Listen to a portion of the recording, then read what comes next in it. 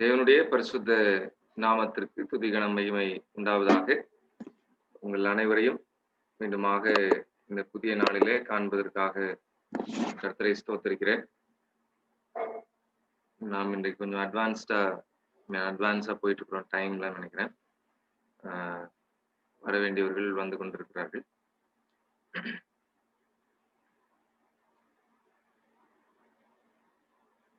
சரி,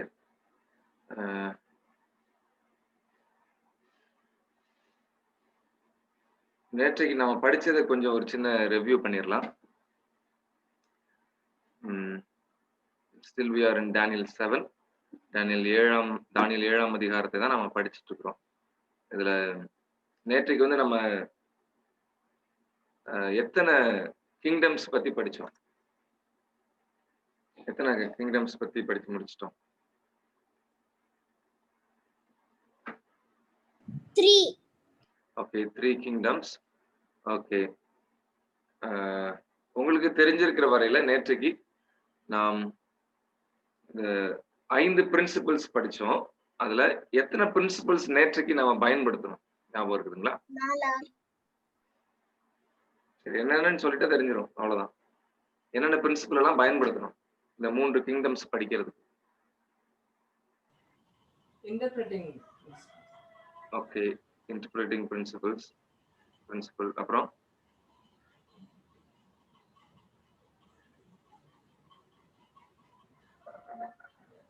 repeated and enlarged principle. Repeat and enlarge principle பயன்படுத்தணும். வேற ஸ்கூல் ஆஃப் இன்டர்பிரேட்டிங்ல ஹிஸ்டாரிஸ் வந்து histories principle of symbol. Okay, symbolic principles நம்ம பயன்படுத்தணும். பிரின்சிபல் ஆன் சிம்பிள்ஸ் அதை நம்ம பயன்படுத்தணும்.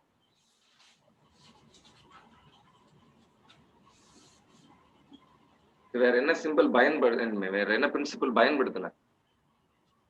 Okay, prophecies describing the events from their time. Okay, தீர்க்கதரிசிகள் அவருடைய காலத்துல இருந்து என்ன செய்வாங்க அப்படின்னா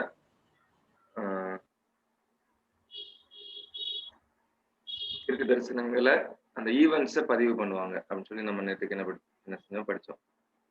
ஓகே, சரி. First beast lion. பைபிள் எத்தனை லயன் பத்தி பேசுது? எத்தனை கிங்டம்ஸ் லயன்னு சொல்லுது? 2. என்னன்னா Assyria, Babylon. Okay, Assyria, Babylon. நம்ம எப்படி இத பாபிலோன்னு நம்ம கன்க்ளூட் பண்ணோம்?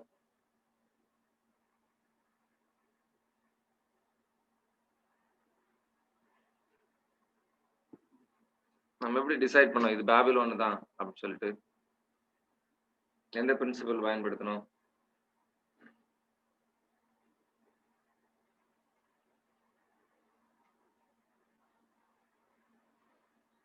Repeat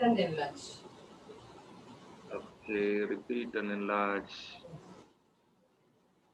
okay, repeat and enlarge principle பயன்படுத்தணும். ஓகே, இன்னொன்னு நம்ம பயன்படுத்தணும், யாருக்கா தெரியுங்களா? ஜெர்மியா 50:17. ஓகே, அசிரியாவையும் சிங்கம்னு சொல்லுது இல்ல? ஓகே, இன்டர்பிரேட்டிங் பிரின்சிபல் நம்ம என்ன செய்யணும்? பயன்படுத்தணும். ஓகே, ஹிஸ்டாரிக் வியூல நம்ம வந்தால ஓகே, இல்ல அதுக்கு முன்னாடி அது இல்ல வேற. எஸ், தீர்க்கதரிசிகள் எந்த காலத்துல வாழ்றாங்களோ அந்த காலத்துல இருந்து ஈவெண்ட்ஸ் நம்ம என்ன செய்யறோம்? கால்குலேட் பண்றோம். அதுக்கு முன்னாடி உள்ள காலங்களுக்கு நம்ம போகிறது கிடையாது. ஓகே, ஸோ இந்த பிரின்சிபலை நம்ம பயன்படுத்துறோம். இது ரொம்ப ரொம்ப முக்கியமானது. இது நிறைய பேர் என்ன செய்யறாங்கன்னா மிஸ் பண்ணிடுறாங்க. ஓகே, இந்த பிரின்சிபல் வந்து மிஸ் பண்ணிடுறாங்க. இதுதான் நமக்கு சரியான ஒரு நிலைப்பாட்டில் இருப்பதற்கு நமக்கு உதவி செய்யுது. சரிங்களா? கரெக்டான அந்த டைம் ஃப்ரேம்குள்ள நம்ம என்ன செய்ய முடியும்னா இருக்க முடியும். ஓகே, சரி.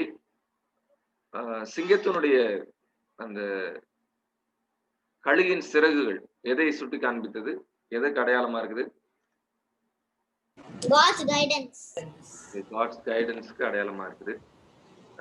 இரண்டாவது பீஸ்ட் வந்து கரடின்னு படிச்சோம். சரி, இரண்டாவது பீஸ்ட் கரடி அப்படின்னா இப்ப சிங்கம் அப்படின்னா பாபிலோன் அப்படின்ட்டு நம்ம வசனம் எடுத்தோம். கரடிக்கு வசனம் இருக்குதா? வசனம் இல்ல. நம்ம எப்படி கரடி வந்து மீடோ பர்ஷியா அப்படின்றத நம்ம எப்படி அந்த முடிவுக்கு வந்தோம்? இப்ப எந்த பிரின்சிபல் பயன்படுத்துறோம்? Okay, Daniel 8:3. ஓகே, அதை டிஸ்கிரைப் பண்ணும்போது நம்ம அதை படிச்சோம். இன்னொரு முக்கியமான ஒரு பிரின்சிபல் வச்சு நம்ம படிச்சோம்ல, அந்த ஹிஸ்டாரிசிசம் தான். Okay, historicism. பாபிலோனுக்கு அப்புறம் என்ன வந்துச்சு அப்படிங்கிறதுக்கு நம்ம என்ன செய்யறோம்? டேனியல் 5ல நம்ம போய் பார்க்கிறோம். 5ல லாஸ்ட் 2 வேர்சஸ் நமக்கு என்ன சொல்லுது? அன்றைய தினம் பெல்ஷாத்சார் என்ன செய்தான்? கொலை செய்யப்பட்டான். மேதியனாகி தரியு தன் ராஜ்யத்தை கட்டி கொண்டான் அப்படிங்கிறத நம்ம வச்சு என்ன செஞ்சோம்? படிச்சோம். ஓகே, ஸோ இது வரைக்கும் so far so clear. Okay, மூன்றாவது பீஸ்ட் வந்து லெப்பர்ட். ஓகே, லெப்பர்ட் சிவிங்கி அப்படின்னு சொல்லி நம்ம படிச்சோம். சரி, சிவிங்கி வந்து எந்த கிங்டம் குறிக்குது அப்படின்னு படிச்சோம்? கிரீஸ் படிச்சோம். ஓகே, இது வந்து கிரீஸ் தான் அப்படிங்கறத நம்ம உறுதிப்படுத்திக்கிறதுக்கு டேனியல் 8 நம்ம என்ன செஞ்சோம்? படிச்சோம். சரி, டேனியல் 8ல எத்தனை பீஸ்ட் இருக்குது? டேனியல் 8ல எத்தனை பீஸ்ட் இருந்துச்சு? எத்தனை மிருகம்? 2 மிருகம் இருந்துச்சு. Okay, very good. 2 மிருகம் இருந்துச்சு. ஒண்ணு வந்து ஆட்டுக்கடா, இன்னொன்று வந்து வெள்ளாட்டுக்கடா. ஸோ வெள்ளாட்டுக்கடா நம்ம இன்னும் நிறைய டீட்டெயில்ஸ் உள்ள படிக்கல. ஓகே, அந்த வெள்ளாட்டுக்கடாவுக்கும் லெப்பர்டுக்கு இருக்கக்கூடிய ஒற்றுமைகளை நம்ம நிறைய விஷயங்கள் இன்னும் ஆழமா படிக்கல. பட் அதை நம்ம படிக்கும்போது அந்த வெள்ளாட்டுக்கடா வந்து கிரீஸ் தான் அப்படிங்கிறத பைபிளே சொல்லிச்சு. அண்ட் ஸோ பைபிள் சொல்லுவதனால நம்ம அதை என்ன செஞ்சுக்கிறோம்? எடுத்துக்கொள்கிறோம் என்பதை நாம நேற்றுக்கு நம்ம என்ன செஞ்சோம்? படிச்சோம். ஓகே, தேர்ட் பீஸ்ட் வந்து லெப்பர்ட். அது வந்து கிரீஸ். கிரீஸ்க்கு முதல் ராஜா யாரு அப்படின்னு சொல்லிட்டு டேனியல் 8 சாப்டர் சொல்லுது, பட் 7th சாப்டர் சொல்லல. ஸோ டேனியல் 8ல நம்ம பார்க்குறோம் அது வந்து அலெக்சாண்டர் தி கிரேட். அதுக்கப்புறமா டேனியல் 7 என்ன சொல்லுதுன்னா அலெக்சாண்டர் பத்தி சொல்லல, பட் அவங்களுடைய ஜெனரல்ஸை பத்தி சொல்லுது. அதாவது டிவிஷன்ஸ் ஆஃப் கிரீஸ். ஓகே, கிரேக்கம் எப்படி புரிந்தது என்பதை நம்ம என்ன செய்தோம்? பார்க்க முடியும். சரி, இந்த 3 விஷயங்களை நம்ம பார்த்தோம் அப்படின்னா, ஃபர்ஸ்ட் பாபிலோன் ஒரு கிங்டம், இரண்டாவது Medo Persia 2 kingdom, Greece 4 kingdoms. Okay, அடுத்த கிங்டம் 10 பிரியும். ஓகே, ஸோ பிரிஞ்சுக்கிட்டே இருக்கிறதையும் நம்ம என்ன செய்ய முடியும்? இந்த டேனியல் 7லயும் 8லயும் 11லயும் நம்ம என்ன செய்ய முடியும்? பார்க்க முடியும். அப்போ நிலையா இருக்கக்கூடிய ஒரே ஒரு கிங்டம் தான், பிரிக்கப்பட முடியாத ஒரே ஒரு கிங்டம் தான் இருக்கிறது. அது வந்து டேனியல் 2ல நம்ம பார்த்த இந்த கண்மலை. Okay, that will not be divided and அது காட் என்ன செய்ய போறாங்க? நித்தியமா வைக்க போறாங்க அப்படிங்கிறது நம்ம என்ன செய்யலாம்? இதுல புரிஞ்சுக்கலாம். ஓகே, சரி, இன்னைக்கு வந்து 4th பீஸ்ட் நம்ம படிக்கலாம். 4th Beast. இந்த 4th பீஸ்ட் வந்து டேனியலுக்கே தெரியல அது என்ன பீஸ்ட்னு சொல்லிட்டு, அது என்ன மிருகம் அப்படின்னு அவருக்கே தெரியல. ஏன்னா அவரு எல்லாவற்றையும் ஐடென்டிஃபை பண்ணாரு, ஆனா இதை ஐடென்டிஃபை பண்ண முடியல அவரால். ஸோ கெடியும் பயங்கரமான மிருகம். உண்மையிலேயே பார்த்தோம் அப்படின்னா இது அவ்வளவு பெரிய ஒரு மோசமான ஒரு மிருகம் தான், அதாவது மோசமான ஒரு கிங்டம் தான். ஓகே, ஓகே,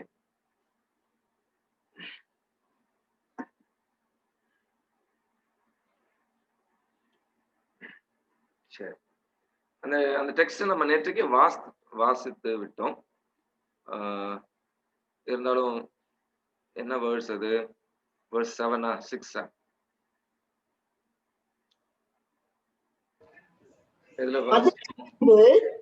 6 தரிசனங்களில் 4ஆம் மிருகத்தை கண்டேன். அது கெடியும் பயங்கரமும் மகா பலத்துமா இருந்தது. அதற்கு பெரிய இருப்பு பற்கள் இருந்தது. அது நொறுக்கி பட்சித்து மீதியானதை தன் கால்களால் மிதித்து போட்டது. அது தனக்கு முன்னிருந்த எல்லா மிருகங்களை பார்க்கிலும் மனுஷருவமாய் இருந்தது. அதற்கு 10 கொம்புகள் இருந்தது. அந்த கொம்புகளை நான் கவனித்திருக்கையில், இதோ அவைகளுக்கு இடையிலே வேறொரு சின்ன கொம்பு எழும்பிற்று. அதற்கு முன்பாக முந்தின கொம்புகளில் 3 பிடுங்கப்பட்டது. இதோ அந்த கொம்பிலே மனுஷ கண்களுக்கு ஒப்பான கண்களும் பெருமையானவைகளை பேசும் வாயும் இருந்தது. நான் பார்த்து கொண்டிருக்கையில் சிங்காசனங்கள் வைக்கப்பட்டது. நீண்ட ஆயுசுள்ளவர் வீற்றிருந்தார். போதும். Okay, thank you. இந்த வேர்ட்ஸ் பாத்தீங்க அப்படின்னா, இந்த சிங்காசனங்கள் வைக்கப்பட்டது என்பது அதனோட தொடர்புடையதுதான். அதை நம்ம என்ன செய்யலாம், கம்ப்ளீட்டா படிச்சுட்டு அதை நம்ம புரிந்து கொள்ளலாம். ஓகே, சரி. இந்த பீஸ்ட குறிச்சுதான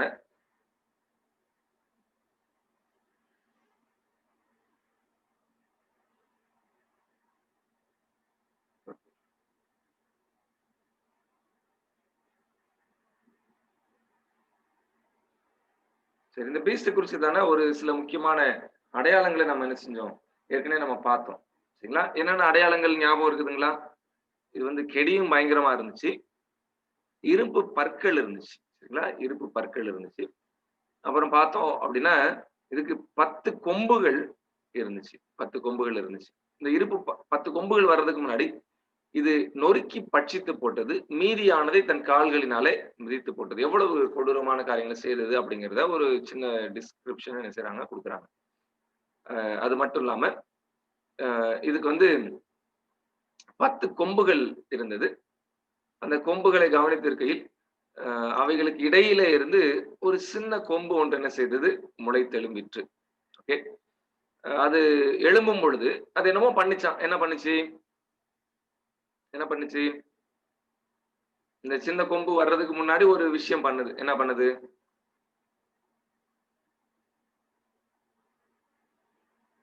முந்தின கொம்புகளில் 3 பிடுங்கியது. ஆமா, முந்தின கொம்புல 3 என்ன செய்தது, அது பிடுங்கி போட்டது அப்படின்னு சொல்லி நம்ம என்ன செஞ்சோம், பார்த்தோம். ஓகே, சரி. சின்ன கொம்புக்கு வேற என்னெல்லாம் இருந்துச்சு? சின்ன கொம்புக்கு வேற என்ன இருந்துச்சு?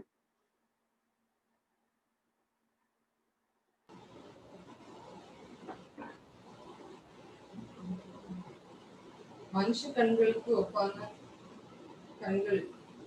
மனுஷ கண்களுக்கு ஒப்பான கண்கள் இருந்துச்சு. பெருமையானவைகளை பேசும் வாய் அதற்கு என்ன செஞ்சுச்சு, இருந்துச்சு. சரி, இந்த சின்ன கொம்பை குறிச்சு நம்ம இன்னும் அதிகமா நம்ம என்ன செய்ய போறோம், படிக்க போறோம். ஓகே ஓகே சரி. இன்றைக்கு நம்ம இந்த பீஸ்ட் எது அப்படிங்கறத நம்ம அறிஞ்சிருக்கிறோம். we know about it. Okay, இது வந்து 4வது மிருகம். இந்த 4வது மிருகம் பாத்தீங்க அப்படின்னா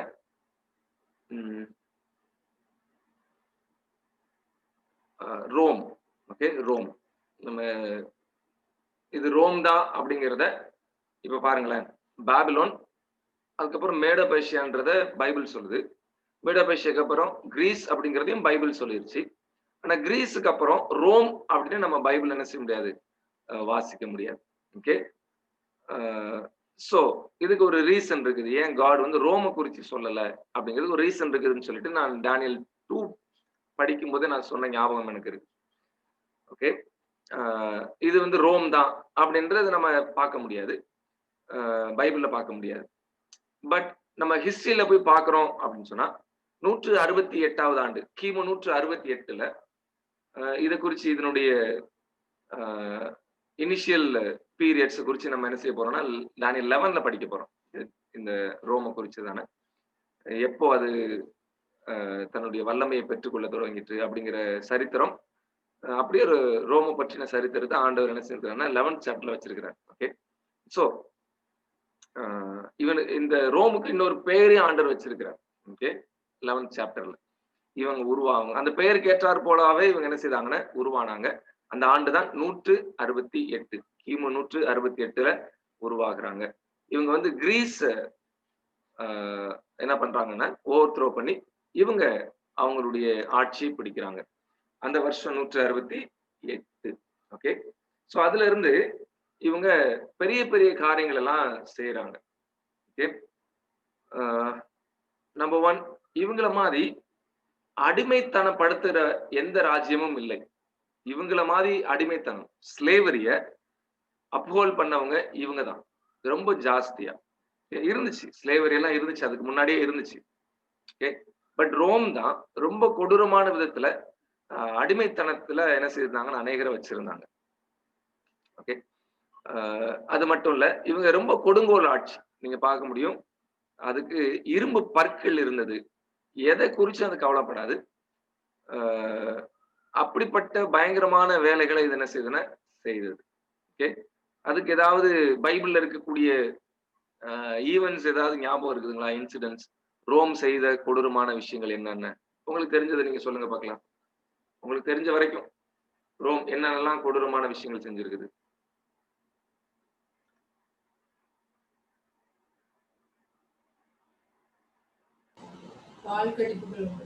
ஓகே, இயேசு கிறிஸ்துவை கொலை செய்தது, சிலுவையில் அறைந்தது. ஓகே, வேற வேற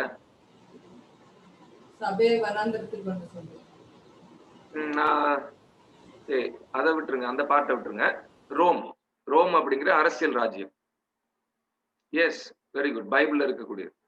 அது பாருங்க, சின்ன குழந்தைங்களெல்லாம் கொலை செய்தது. இயேசு கிறிஸ்து பிறக்கும் போது 2 வயதுக்கு கீழ்பட்டவர்களை கொலை செய்யத்தக்கதாக என்ன செய்தன கட்டளை கொடுக்கிறது. Okay, Rome. இதுக்கு முன்னாடியே ஒரு சம்பவம் அதே மாதிரி நடந்துருந்துச்சு மோசஸுடைய பீரியட்ல. அது வந்து ஈஜிப்ட் பண்ணுச்சு. ஓகே, எகிப்து அதை பண்ணது. ஆனா இங்க வந்து ரோம் பண்ணுது. ஓகே, ரோம் பண்ணுது. வேற ஏதாவது வேதாகமத்தை அழிக்க. ஓகே, வேதாகமத்தை அழிக்க முயற்சி எடுத்தது. ஓகே, அது நமக்கு தெளிவா நம்ம பார்க்க முடியாது. நான் பைபிள்ல இருந்து கேட்கிறேன். நீங்க ஹிஸ்டரியில இருந்து சொல்றீங்க, சந்தோஷம். பைபிள் அப்படி ஏதாவது இன்சிடென்ட்ஸ் பார்க்க முடியுதா?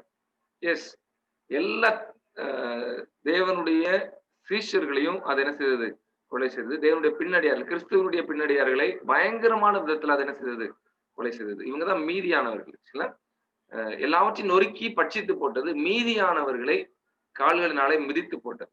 ஓகே, அதனுடைய நோக்கமே என்ன அப்படின்னா, ஃபுல்லா வேர்ல்டு ஃபுல்லா ரொமானிசமா மாறணும் அப்படிங்கிறது தான். ஸோ அதுல வெற்றியும் பெற்றது. ஸோ அதற்கு அது பயன்படுத்தினது என்ன அப்படின்னு சொன்னா வன்முறை தான். வன்முறை அப்படிங்கிற வார்த்தையை காட் இந்த ரோமுக்கு பயன்படுத்துறார். ரோம் என்கிற இந்த வெரி வயலண்ட் பீப்புள். ஓகே, இவங்களை காட் எப்படி அழைக்கிறார்னா சன்ஸ் ஆஃப் வயலன்ஸ் அப்படின்னு அழைக்கிறார். டேனியல் 11th சாப்டர்ல சன்ஸ் ஆஃப் வயலன்ஸ் அப்படின்னு அழைக்கிறார். ரொம்ப கொடூரமான விதத்துல இவங்க வந்து என்ன செய்தாங்கன்னு சொன்னா தேவனுடைய கிறிஸ்துவனுடைய பின்னடியார்களை கொலை செய்தார்கள். ஸோ அவ்வளவு ஒரு மோசமான ஒரு ராஜ்யம் தான் இந்த ரோம சாம்ராஜ்யம். ஒரு சின்ன இது நான் சொன்னேன்னு எனக்கு தெரியல. கிரைஸ்டுடைய பர்த் டைம் நடந்தது நான் சொன்னேன்னா, இந்த ஹெராட் பத்தி சொன்னேன்னா,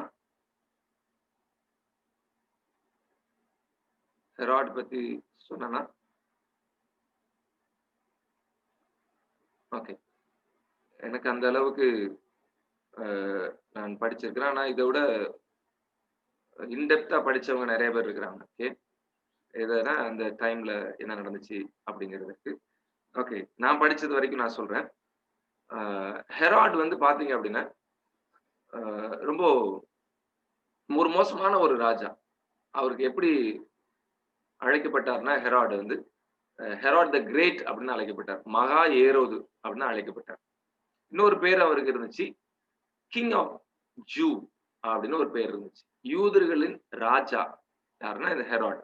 அதுக்கு காரணமும் இருந்துச்சு. யூதர்களை வந்து யூதர்களுக்கான இந்த ஆலயத்தை புதுப்பிப்பதற்கு ரொம்ப உதவி பண்ணவர் இந்த ஹெராட் தான். அந்த எருசலேம் ஆலயத்தை மகிமையா அந்த ஆலயத்தை மீண்டும் புதுப்பிக்கிறதுக்கு, அதை அழகுபடுத்துவதற்கு எல்லா பினான்சியல் ஹெல்ப்பையும் பண்ணது யாருன்னா இந்த ஹெராட் தான். ஸோ ஹெராட் வந்து யூதர்களுக்கு ராஜா என்று அழைக்கப்பட்டார். ஆக்சுவலா அவர் வந்து சீசர் கிடையாது, ரோம ராயன் கிடையாது. அவர் வந்து ஒரு தேசாதிபதி. ஒரு தேசாதிபதி தான். ஆனா இவர் வந்து யூதர்களுக்கு என்று பிரத்யேகமான ஒரு ராஜாவாக கருதப்பட்டார். அப்படிதான் அவங்க நினைச்சாங்க எல்லாருமே. அவருக்கு அந்த பெயரையும் சூட்டி இருந்தாங்க. சோ இந்த நேரத்துலதான் ஜீசஸ் கிரைஸ்ட் என்ன செய்யறாருன்னா பிறக்கிறார். பிறக்கும்போது மேத்யூ 2nd சாப்டர்ல நம்ம பாக்குறோம், யூதருக்கு ராஜா பிறந்திருக்கிறாராமே, அவர் எங்கே அப்படின்னு தேடிட்டு வர்றாங்க இந்த வைஸ்மேன். அப்பொழுது ராஜாவுக்கு பயங்கர கோபம் வந்துச்சு. சரியா, நான் தான் யூதருக்கு ராஜா, அது என்ன யூதருக்கு ராஜான்னு இன்னொருத்தர் பிறந்திருக்கிறாரு அப்படி சொல்லும்போது இவருக்கு வயது 60. சரிங்களா, அந்த டைம் வந்து இவருக்கு வயது 60 வயதுல அப்பதான் ஒரு குழந்தை பிறந்திருக்குது. அவர் எப்படி அழைக்கப்படுகிறார்? யூதரின் ராஜா என்று அழைக்கப்படுகிறார். அந்த குழந்தை இயேசு கிறிஸ்து யூதருக்கு ராஜா அப்படின்னு சொல்றாங்க. இவருக்கோ 60 வயது. இந்த குழந்தை வளர்ந்து யூதர்களுக்கு ராஜாவாக ஆகணும் அப்படின்னா அட்லீஸ்ட் ஒரு 20 இயர்ஸ் வச்சுக்கலாம், 20 வருஷம். இவருக்கு 80 வயசா இருக்கும்.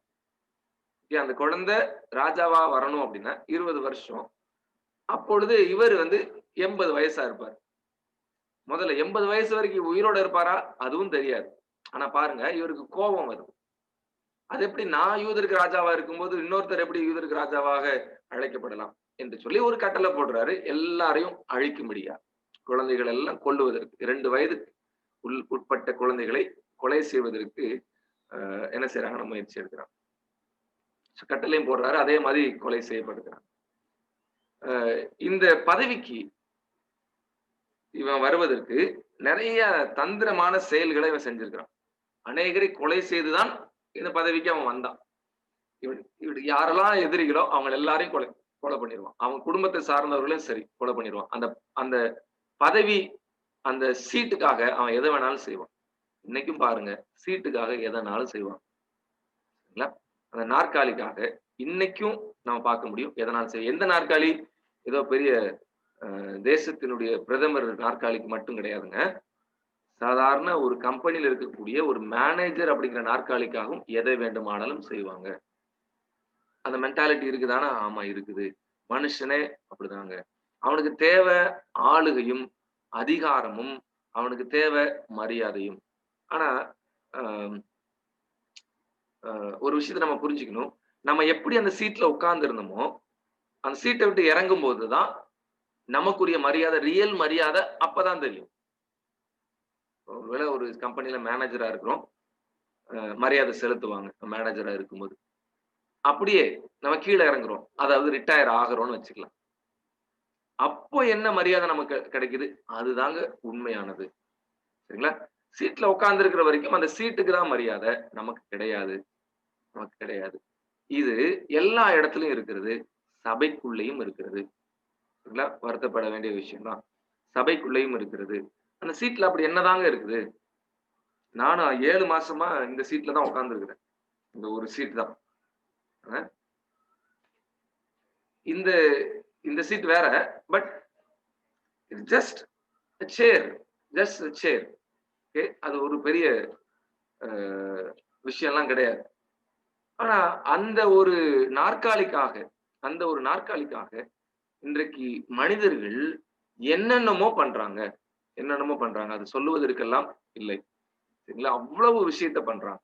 ஓகே, ஒண்ணு இதை பிடிக்கிறதுக்காக பண்றாங்க, 2வது பிடிச்சதுக்கு அப்புறம் இதை தக்க வைக்கிறதுக்காகவும் பண்றாங்க. இந்த விஷயத்துல ஹெராட் வந்து ரொம்ப பயங்கரமான ஆளு. அந்த சீட்டுக்காக எத்தனையோ பேரை கொலை செய்திருக்கிறான்.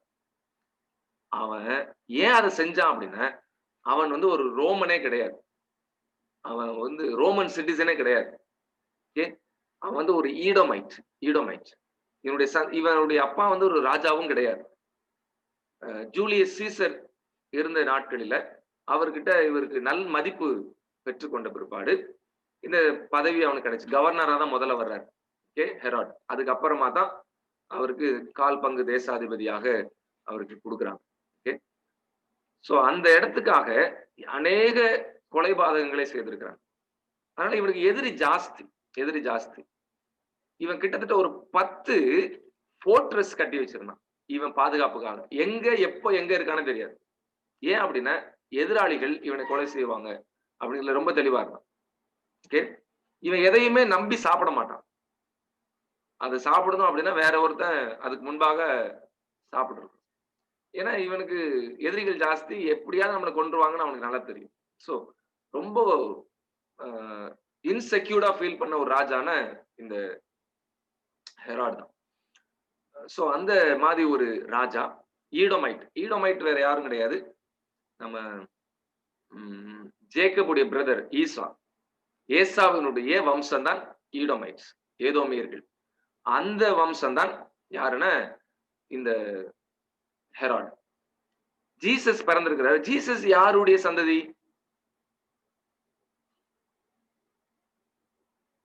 ஜீசஸ் யாருடைய சந்ததி? ஜேக்கப். ஜேக்கபுடைய சந்ததி. ஹெராட் யாருடைய சந்ததி? ஏசாவோட சந்ததி. பாருங்க, சேட்டன் எத்தனை வருஷம் கழிச்சு கிமுல நடந்த பிரிவினைய திரும்பவும் உறுதிப்படுத்துகிறான் கிபில. புரிஞ்சுக்க முடியுதுங்களா? அது ஆக்சுவலா அதுவும் கிமு தான். கிமு 4th century BC. ஓகே, அங்க வந்து பயன்படுத்துறான். எத்தனை வருஷத்துக்கு முன்பாக நடந்த விஷயத்த அந்த கிபி ஸ்டார்டிங்ல வந்து அவன் 2 பேரையும் மோத வைக்கிறான். சோ ஒரு பக்கம் ஜீசஸ், ஒரு பக்கம் ஹெராட், 2 பேரும் மோதுறாங்க. நம்ம இப்ப ஹெராட பத்தி தான் படிச்சுட்டு இருக்கிறோம். ஓகே, இந்த ஹெராட் பாருங்க, குழந்தை பிறந்த உடனே கொலை செய்யறதுக்கு முயற்சி எடுக்கிறான், தோற்று போனான். அவன் நினைச்சிட்டு இருந்திருப்பான் நம்ம கொலை செஞ்சிட்டோம் அப்படின்னு நினைச்சிட்டு இருந்திருக்கலாம். ஆனா தோற்று போனான். கொஞ்ச நாள்ல அவன் செத்துட்டான். சரிங்களா? ரொம்ப வியாதிப்பட்டு அசிங்கமான முறையில செத்துட்டான். இவன் சாகுறதுக்கு 5 நாளைக்கு முன்னாடி இவன் செத்துட்டான் அப்படின்னு ஒரு பெரிய ரூமர் வந்து பரவிருச்சு. அதை உறுதி கூட படுத்தாம, ஓகே, அதை உறுதிப்படுத்தாம, கன்ஃபார்ம் பண்ணாமலே அவங்க பையன் என்ன பண்ணான்னு அவனை முடி சூட்டிக்கிட்டான். அவனை ராஜாவா முடி சூட்டிக்கிட்டான். ஆட்களை வச்சு ராஜாவா அவன் அரியணையில போய் உட்கார்ந்துட்டான். இத உயிரோடு இருக்கக்கூடிய அவங்க அப்பா கேள்விப்படுற. அப்போ மரண படுக்கையில தான் இருக்காரு. He was on his deathbed. இந்த சமயத்துல என்ன செய்யறான் அப்படின்னு சொன்னா, தன் பையனை அன்றைக்கே கொலை பண்ணிட்டான். அவனும் கட்டளையிட்டு போர் வீரர்களை கொண்டு அவன் பையனை கொலை பண்ணிட்டான். நான் உயிரோட இருக்கும்போது நீ எப்படி அரியணையில ஏறலாம்? பாருங்க, அந்த சீட்டுக்காக அவன் யாரெல்லாம் கொலை பண்ணான்னு பார்த்தோம். நிறைய பேரை பண்ணியிருக்கிறான். இதுல அவங்க பையனும் ஒருத்தன். 5வது நாள் இவன் இறந்துட்டான். எதுக்கு கொலை பண்ணிருக்கணும்? விட்டு இருந்தா அவனே ராஜாவாயிருப்பான். ஆனா அவன் கொலை பண்ணதுக்கு அப்புறம் அவன் மறிக்கிறதுக்கு முன்னாடி அவன் சகோதரியை கூப்பிட்டு, சகோதரி பயங்கர மோசமான, அவங்க இவனை விட பயங்கரமான ஆள். சகோதரியை கூப்பிட்டு சொல்றான், ஏமா எனக்கு தெரிஞ்ச வரைக்கும் நான் செத்தன உலகமே கொண்டாடும் போல. அவங்க யாரும் சந்தோஷமா இருக்க கூடாது. என்னுடைய மரணத்துல அவங்க சந்தோஷமா இருக்க கூடாது. என்ன செய்யற? நான் ஒரு சில யூதர்களை உனக்கு சொல்றேன். அவங்கள நீ சிறைபிடிச்சுக்கோ. நான் இறந்த அன்னைக்கு அவங்களெல்லாம் கொன்று. இது சரித்திரத்துல நடந்துச்சு. இவன் இறந்த அன்னைக்கு அவங்களெல்லாம் கொலை பண்ணிட்டான். கொலை பண்ணா இவனுக்காக அழுகுறாங்களா இல்லையோ, செத்தவங்களுக்காக அவங்க அழுவாங்க. சோ என்னுடைய மரணத்துல அவங்க மகிழ்ச்சியா இருக்க கூடாது. பாருங்க, மரணத்துக்கு அப்புறம் என்ன செய்யணும் அப்படிங்கிற விஷயத்த என்ன செய்யறான்? ஏரோது முன்வைக்கிறான். காமிச்சிக்க முடியுதுங்களா? ரோமர்களுடைய ஆட்சி அவ்வளவு கொடூரமானது. ஓகே, அவ்வளவு கொடூரமானது. கிரைஸ்ட் அதுல ஒருவர், அந்த திட்டங்களில அவரும் ஒருவர் சிக்கி கொண்டார். ஓகே, அவரை அடிச்சது, சிலுவையில அறைந்தது எல்லாமே ரோம் என்கிற அந்த ஆட்சி பீடம் தான். பயங்கரமான விதத்துல இயேசு கொடுமையான விதத்துல கொலை செய்யப்பட்டார். ஓகே, நிந்திக்கப்பட்டார், கேலி கிண்டல் செய்யப்பட்டார், துப்பப்பட்டார். இது எல்லாமே செஞ்சது யாருன்னு? ரோமர்கள் தான். ஓகே, ரோமர்கள் அவ்வளவு புதிய புதிய கருவிகள் எல்லாம் அவங்க என்ன செய்தாங்கன்னு கண்டுபிடிச்சு செய்தாங்க. சோ இதுதான் ரோம். ரோம் வந்து மிகவும் கொடூரமான ஒரு மிருகமாக சித்தரிக்கப்பட்டிருக்கிறது. சோ அப்படிப்பட்ட ஒரு மிருகம் இந்த ரோம். ஆனா இந்த ரோமை குறிச்சு இங்க ப்ராஃபஸி என்ன சொல்லுது அப்படின்னு சொன்னா, இந்த ரோம் 10ஆக என்ன செய்யும்? பிரியும். 10ஆக பிரியும். அதை குறிச்சு பைபிள் என்ன சொல்லுது? படிக்கலாமா?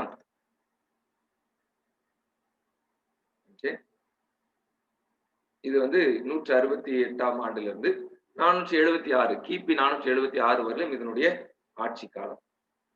இது எப்படி 10ஆ பிரிவு? தானியேல் 7:24 நீங்க வாசிங்க. நான் 7:24. அந்த 10 கொம்புகள் என்னவென்றால், அந்த ராஜ்யத்திலே எழும்பும் 10 ராஜாக்களாம், அவர்களுக்கு பின்பு வேறொருவன் எழும்புவான். அவன் முந்தினவர்களை பார்த்தும் வேறாயிருந்து 3 ராஜாக்களை தாழ்த்தி போட்டு உன்னதமானவருக்கு விரோதம் பாருங்க, இதுக்கு அப்புறமா 10 கொம்புகள் என்ன செய்யுதுன்னா எழும்புது. இந்த 10 கொம்புகள் யார் அப்படின்னா அந்த ராஜ்யத்துல எழும்பும் 10 ராஜாக்கள். ஒவ்வொரு வேர்டையும் நம்ம தெளிவா புரிஞ்சுக்கணும். சரிங்களா? இங்க என்ன புரிஞ்சுக்கிறோம் அப்படின்னா ரோம் தான் இந்த 4th பீஸ்ட் தெரியுது. இந்த 10 கொம்பு எங்க இருந்து எழும்புது அப்படிங்கிறது ரொம்ப ரொம்ப முக்கியம். இந்த 10 கொம்பு எங்க இருந்து தான் எழும்புது? அந்த ராஜ்யத்துல அப்படின்னா ரோம்ல இருந்துதான் இந்த 10 கொம்பு எழும்புது. ஞாபகம் வச்சுக்கோங்க. இந்த 10 கொம்பு யார் யார்? 1 Germany, 2 Switzerland, 3 France, 4 Italy, 5 England Anglo Saxons, 6 Portuguese, 7 Spanish Spain, 8 ஹெருலி, 9 வாண்டல்ஸ், 10 ஆஸ்ட்ரோகாட்ஸ். அங்க தப்பா போட்டுருக்காங்க, ஆஸ்ட்ரோகாட்ஸ். இந்த 10ம் என்ன செய்யுதுன்னா பிரிந்தது. இந்த 10 வேற யாரும் கிடையாது, இவங்க எல்லாருமே பார்பேரியன்ஸ். இங்க இதுல இந்த 10ல ஒண்ணுதான் இங்கிலாந்து. பாருங்களேன், இங்கிலாந்து யாரு அப்படின்னா people who were living in the forest, காடுகளிலே வாழ்ந்து கொண்டிருந்தவங்க. காட்டுல தான் வாழ்வாங்க அவங்க. காடுகளிலே வேட்டையாடிட்டு இருந்தவங்க. they were hunters. மரத்துக்கு மரம் தாவிட்டு இருந்தாங்க. இந்த டைம் எப்போ அப்படின்னா 5th century AD. 5th century ADல அந்த டைம் பீரியட்ல இந்தியா நல்ல சிவிலைஸ்ட் நேஷனா இருந்துச்சு. இந்தியா நாகரிகமான நாடுங்க. எப்போ இங்கிலாந்து பீப்புள் ஃபாரஸ்ட்ல வேட்டையாடிக்கிட்டு இருந்த போது இந்தியா நாகரிகமான நாடாக இருந்துச்சு. Civilised country. ஆனா அவன் பாருங்க, அந்த நாடோடி அந்த பார்பேரியன் ஒரு ராஜ்யத்தை பிடிக்கிறான், ஒரு நாடை பிடிக்கிறான், அவனுக்கு உரிமையா அவனுக்கு சொந்தமா வச்சுக்கிறான். தட்ஸ் இங்கிலாந்து. அது உலகம் அனைத்தையும் என்ன செய்தது பிடிச்சு, அதுக்கு ஒரு பேரும் இருந்துச்சு ஹிஸ்டரியில. என்ன பேரு? Sun never sets. பிரிட்டனுக்கு சன் வில் நெவர் செட் அப்படின்ற ஒரு அடமொழியும் கொடுத்திருந்தாங்க. அப்படி தன்னுடைய ராஜ்யத்தை என்ன செய்யுதுன்னா வளர்த்துச்சு. எல்லாரையும் அதுவும் அடிமையாக்கிச்சு. இந்தியாவிலையும் அது தன்னுடைய ஆட்சியை பதிவு செய்துட்டு போச்சு. பாருங்க, நம்ம அவனை அடிச்சு காலி பண்ணிருக்கணும். ஏன்னா நம்ம தான் நாகரிகமானவங்க. அவன் வளர்ந்ததுக்கு அவன் காரணம் சொல்றான். ரொம்ப சிம்பிள் காரணம், முக்கியமான காரணம் சொல்றான். என்ன சொல்றான்? நாங்கள் பைபிளை ஃபாலோ பண்ணோம் அப்படின்றான். கமாண்ட்மெண்ட்ஸ், காட்ஸ் கமாண்ட்மெண்ட்ஸுக்கு நாங்க ஃபாலோ பண்ணோம்னு சொல்றோம். ஸோ பைபிள் தான் எங்களை இவ்வளவு தூரம் உயர்த்துச்சு அப்படிங்கிறான். நாங்க பைபிளை உயர்த்தினோம், பைபிள் எங்களை உயர்த்துச்சு அப்படிங்கிறான். ஸோ இந்த 10ல இங்கிலாந்தும் ஒருவன். ஸோ இந்த 10 நாடுகளாக பிரிந்தது. எது பிரிஞ்சிச்சு? ஈரோப். அதாவது ரோமனுடைய முக்கியமான ஸ்தானம் ஈரோப். அந்த ஈரோப் 10ஆ உடையுது. இந்த 10 பேருமே நாடோடி கும்பல் அப்படின்னா பார்பேரியன். அப்படியே அந்த ரோம சின்ன பின்னமாக்குனாங்க. சரிங்களா? எங்க இருந்து யாரு வருவானே தெரியாது. ஒரு கிட்டத்தட்ட ஒரு 50-60 ஆண்டுகளுக்குள்ள ரோம உடைச்சி எரிஞ்சிட்டாங்க. உடைச்சிட்டாங்க. கடைசி ராஜா அகஸ்டலஸ், ரோமனுடைய கடைசி ராஜா அகஸ்டலஸ், அவன் என்ன பண்றான்? கடைசியா தன்னுடைய ஆட்சிய ஒடேசர் அப்படிங்கிறவன் கையில கொடுக்குறான். அவனா கொடுக்குறான். ஏன்னா இவன் சின்ன வயசு, 13 வயசு, அவ்வளவுதான். 12, 13 வயசு தான் இந்த அகஸ்டலஸ். ரோம் என்கிற பெரிய ராஜ்யத்திற்கு கடைசி சக்கரவர்த்தி Caesar. The last Caesar of Rome was Augustulus. Okay, அவன் என்ன செய்யறான் அப்படின்னு சொன்னா, ஓகே, அவன் இவனுக்கு இவன் ராஜாவா இருக்கிறான். ஆனா அவன் பக்கத்துல ஒருத்தர் தான் ஒடேசர்னு சொல்லிட்டு ஒடேசர் இருக்கிறான் பாருங்க. அவனும் ஒரு நாடோடி தான். பார்பேரி. அவன் வந்து இவனுக்கு ஆலோசனை கொடுத்துக்கிட்டு இருப்பான். இவன் ராஜாவா இருக்கிறான், இவன் ஆலோசனை கொடுக்கறவனா இருக்கிறான். பார்த்தான், எதுக்கு நீ ஆலோசனை கொடுக்குற, நீயே அதை எடுத்துக்கோ அப்படின்னு சொல்லிட்டு அந்த ரோம அப்படியே என்ன செய்யறான ஒடேசர்ட்ட கொடுக்குறான். யுத்தம் இல்லாமல், சண்டை இல்லாமல் அது அப்படியே போச்சு. ரோம் எப்படி விழுந்துச்சு பாத்தீங்களா? ரோம யாரும் வீழ்த்தவில்லை. பாபிலோனை மேதிய பெர்ஷியா வீழ்த்துச்சு, மேதிய பெர்ஷியாவை கிரீஸ் வீழ்த்துச்சு, கிரீஸ ரோம் வீழ்த்துச்சு. ரோம எதுங்க வீழ்த்துச்சு? இல்ல, அதுவே விழுந்தது. சரிங்களா? ஏன்னா அது இன்னும் அதை வீழ்த்துவதற்கு இன்னொரு ராஜ்யம் வரப்போகிறது. அதுதான் அதை வீழ்த்தவே போகுது. அதுதான் அதை வீழ்த்தவே போகுது. ஆனா இங்க நம்ம பார்க்க முடியும், ரோம் அதுவாகவே வீழுகிறது. ஓகே, நம்ம டேனியல் 8 படிக்கும்போது இன்னொரு விஷயத்தை நம்ம படிக்கலாம். ரோம் இன்னொரு விதத்திலும் வீழ்ச்சி அடைந்தது. சரிங்களா? வீழ்ச்சி அடைந்தது. அதை யார் வீழ்த்துறது அப்படிங்கிறத நம்ம நினைச்சலாம் பார்க்கலாம். ஆனா இங்க பாருங்க, ரோமனுடைய கடைசி ஆட்சி 476ஓடு, அது அந்த வருஷம் 476. அகஸ்டலஸ் தன்னுடைய பதவியை விட்டு இறங்கின பொழுது அது 476. சோ அந்த டேட்டை நம்ம மார்க் பண்றோம். என்ன சொல்றோம்? ரோமனுடைய கடைசி வருஷம் அப்படின்னு சொல்றோம். ஓகே, சோ இது 10ஆக பிரியுது. 476ல இருந்து 538 வரையிலும் ஒரு சின்ன ஒரு பெரிய டென்ஷன் இந்த ஐரோப்பால இருந்துச்சு. யூரோப்ல என்ன டென்ஷன் அப்படின்னா, கவனிங்க, நம்ம ஏற்கனவே பார்த்தோம், சர்ச் அண்ட் ஸ்டேட்.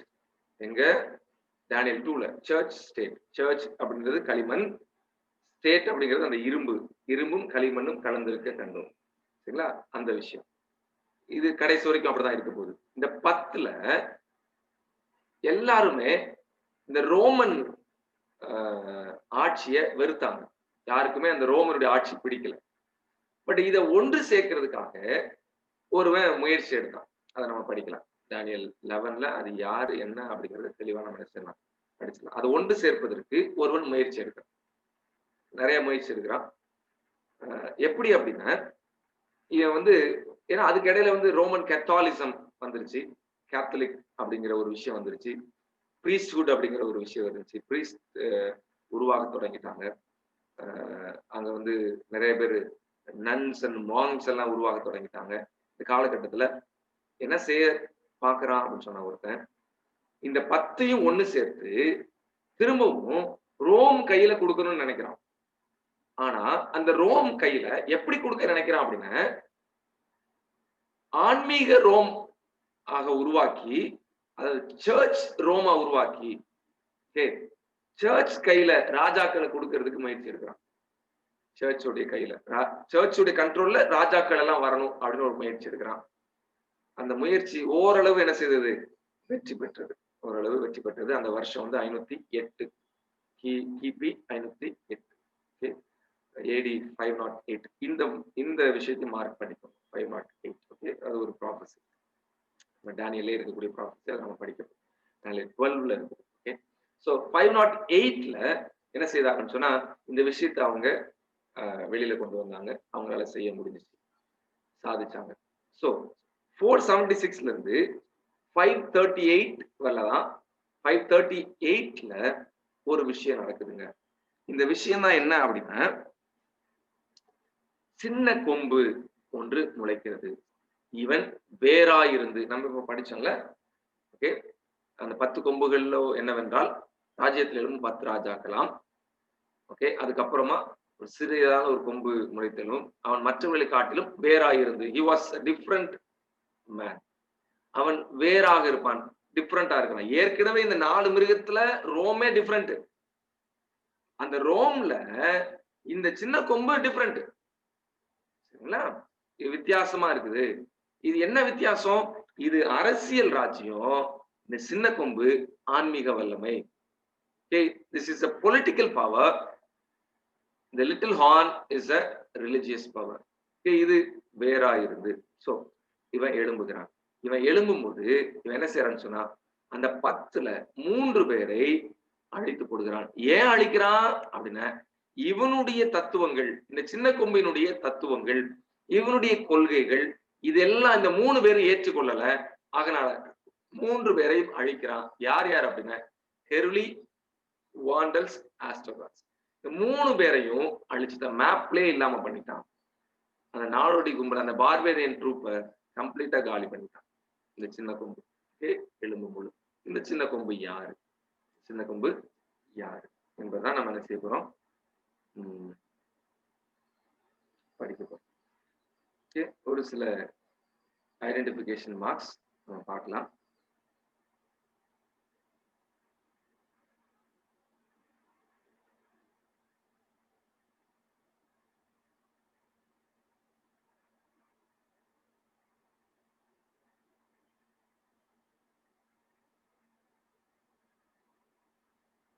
ஓகே,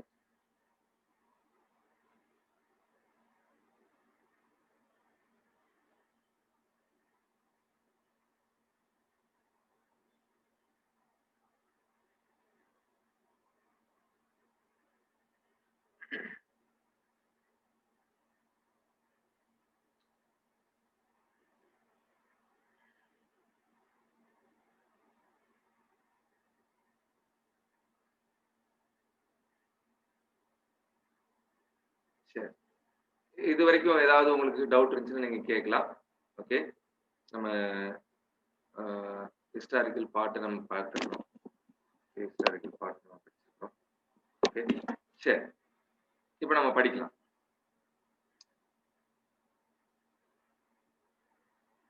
சின்ன கொம்பு இது கிபி 538ஆம் ஆண்டு முதல் என்ன செய்யுதுன்னு சொன்னா, இது தன்னுடைய வேலையை செய்ய துவங்குகிறது. சின்ன கொம்பு அப்பதான் முளைத்தெழும்பு. 538. சரி,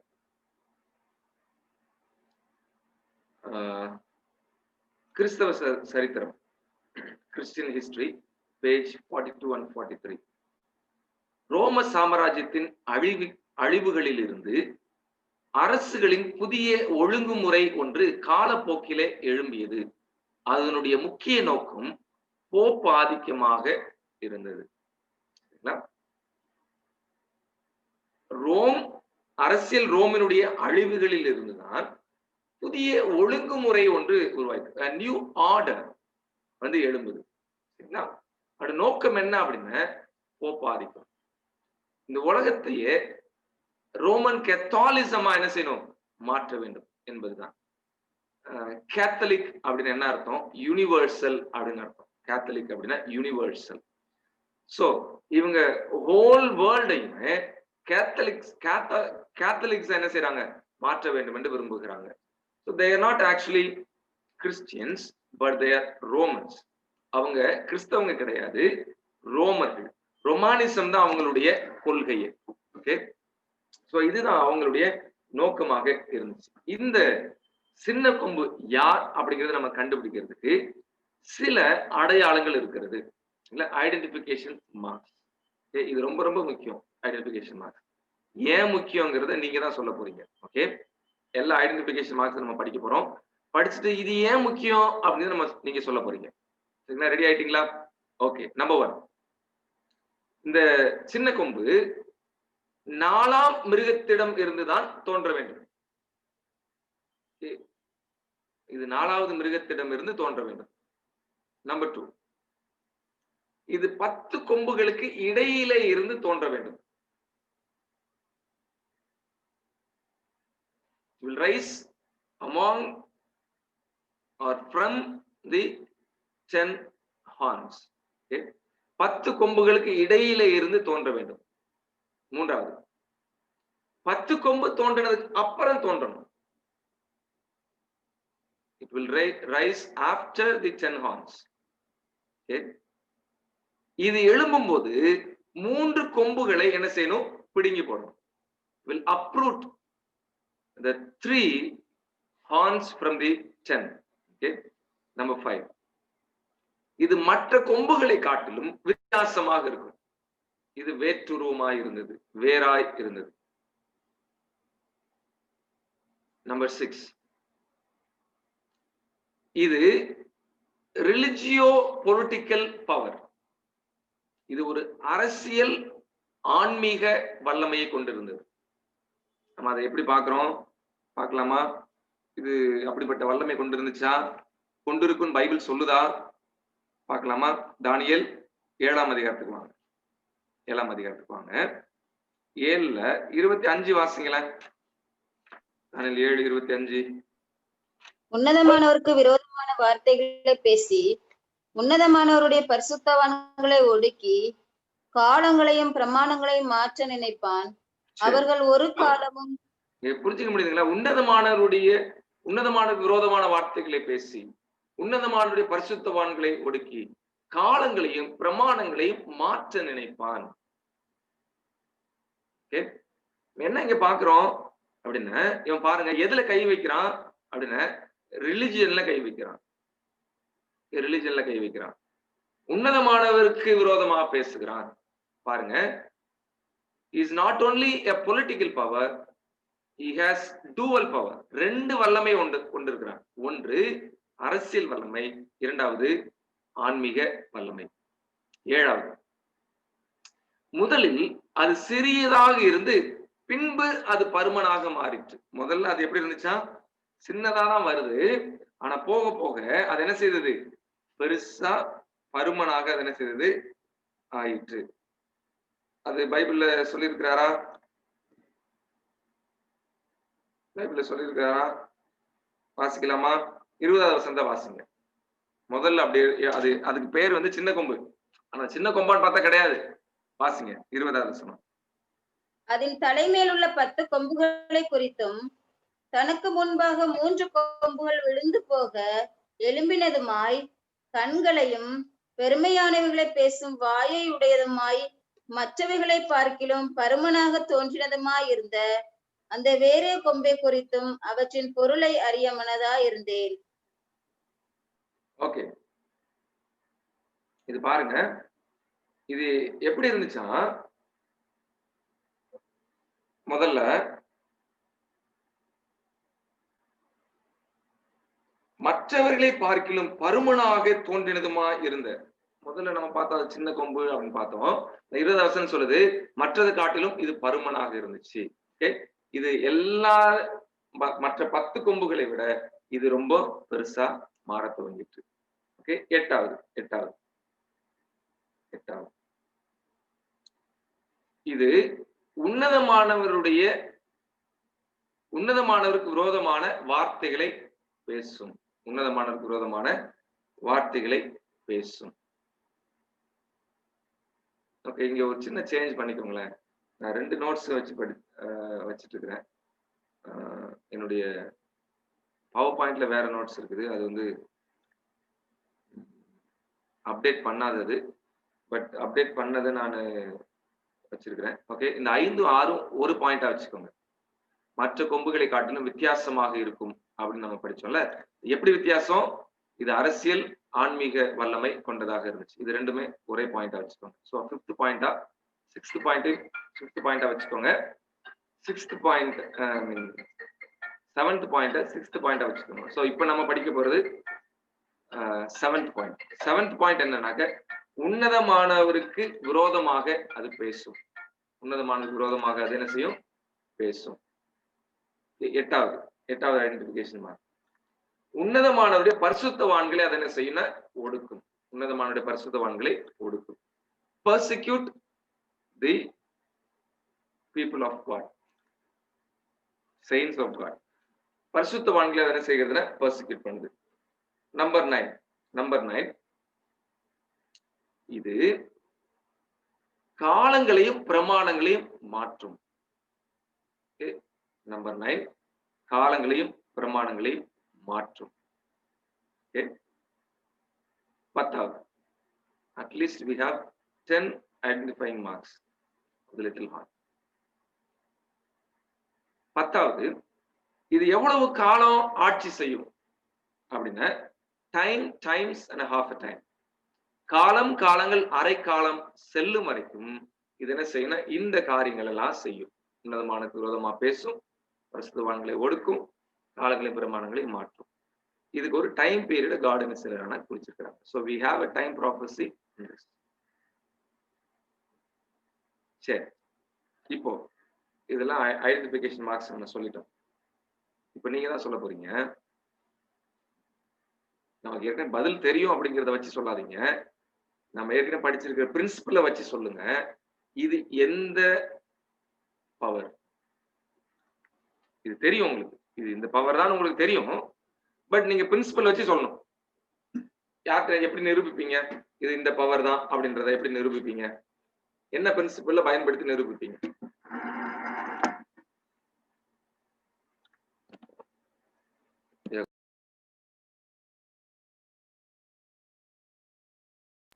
உங்க ஆன்சர் பெருசா இருந்தா அன்மியூட் பண்ணிட்டு நீங்க சொல்லலாம். ஓகே, ஹிஸ்டரி இல்ல, ஐ வாண்டட் எப்படி நீங்க ஹிஸ்டரி அப்படின்னு சொல்லி எப்படி நீங்க வந்து இத சொல்லுவீங்க? சரி, நான் இப்படி கேட்கிறேன், இது எந்த பவர்? இது யாரு? இந்த சின்ன கொம்பு யாரு? அத முதல்ல சொல்லிருங்க.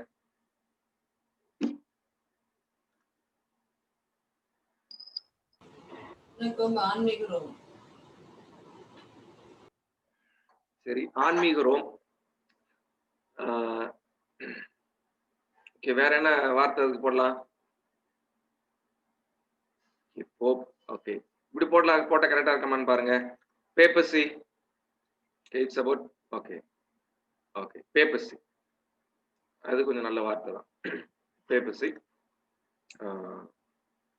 தமிழ்ல சொல்லணும் அப்படின்னா பாப்புரோம். ஓகே, பாப்புரோம், பேப்பசி. ஓகே, இது பேப்பசி தான் அப்படிங்கிறத நீங்க எந்த பிரின்சிபல் எல்லாம் பயன்படுத்தி இதுல இது பேப்பசின்னு நிரூபிப்பீங்கன்னு கேக்குறேன். என்னெல்லாம் பயன்படுத்தலாம்? சரி, என்னென்ன பிரின்சிபல் எல்லாம் இதுல பயன்படுத்தலாம் முதல்ல அதை சொல்லிருங்க. ஃபர்ஸ்ட், கொம்புனா என்ன அப்படிங்கிறதுக்கு என்ன பயன்படுத்தணும்? பிரின்சிபல் ஆன் சிம்பிள்ஸை பயன்படுத்தணும். கொம்புனா யாரு? ஒரு வல்லமை, ஒரு power. Okay, interpreting. Okay, interpreting principle. சரி, அதை எப்படி சொல்லுவீங்க? எனக்கு எக்ஸ்பிளைன் பண்ணுங்க. எக்ஸ்பிளைன் பண்ணுங்க. வேற யாராவது கேட்ட நீங்க எக்ஸ்பிளைன் பண்ணணும்ல, அதுக்காக கேட்கிறேன்.